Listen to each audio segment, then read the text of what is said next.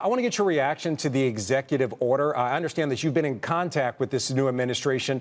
What are you two saying about possible tariffs and about German vehicles here in the U.S.? Of course, there's just a big market for German vehicles here. I think, however, protectionistic measures, including tariffs, are always a step backward from international trade. And at the end of the day, free global trade, and that guarantees where labor forces in both sides of the Atlantic. And at the end of the day, tariffs will lead to higher prices for the customers. And that means at the end of the day, also inflation. The German automotive industry is very well engaged in the United States. We have more than 140,000 employees on the ground. We produce 900,000 cars. There's a great commitment for the US also. But we also need to have open markets for trade, for exchange. That's the best way. All right, so you believe that you want open markets. I want to ask you, when we talk about electric vehicles, there's been a big push to transition into electric vehicles. Do these tariffs and some of the things that the president has said about rolling back some binary policies related to electric vehicles, does that change your business strategy? Does that change your manufacturing strategy in any way? No, I don't think so. We always said also in the European Union that it's necessary to have technology openness. But we also have a clear message. We want to reach the climate goals. And we are really convinced that electromobility on top of the priorities for reaching those goals. I think the role of the state must be just around to support, for example, the question of infrastructure, to building power grids and so on, not on giving any subsidies for cars or something like this. That's another question. But the infrastructure is needed, and we believe that the future mobility must be climate neutral and digitized. All right. You are also hoping for further discussions. What would those discussions be when we're talking about this new administration? What do you want to talk to them about? It seems like tariffs are almost a certainty. What conversations can you have to kind of ease this trade situation, at least in your mind? I think both sides really have a lot from these open markets we had in the past.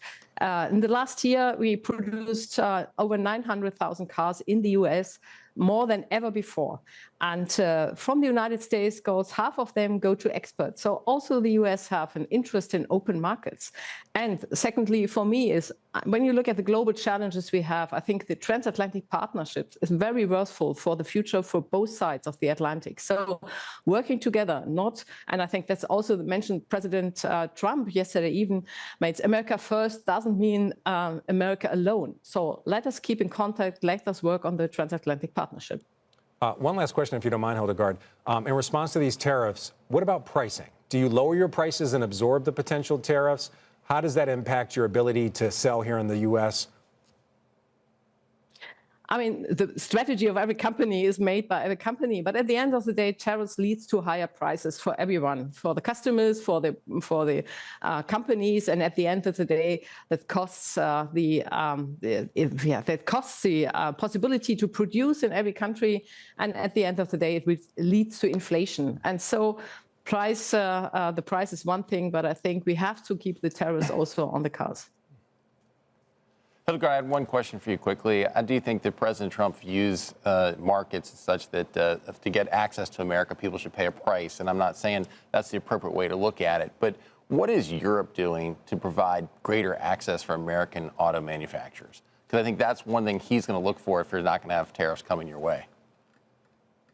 I mean, in Germany, in Europe, every produced car from everywhere in the world is welcome.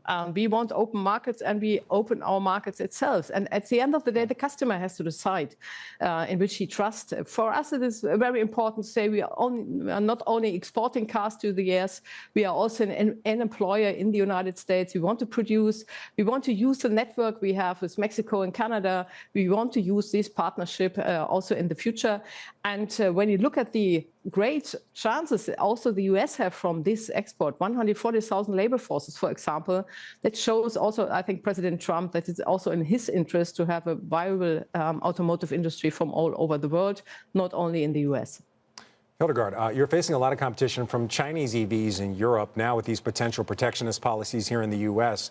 I want to ask you a very similar question to the one I asked you earlier. How does it change business strategy? How does it impact pricing?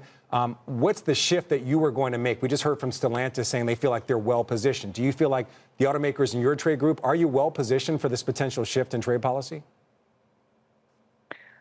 I mean, as positioned as you can be. At the moment, we don't know the clear tariffs or possibilities. Yeah, so we have to go on talking with the new administration.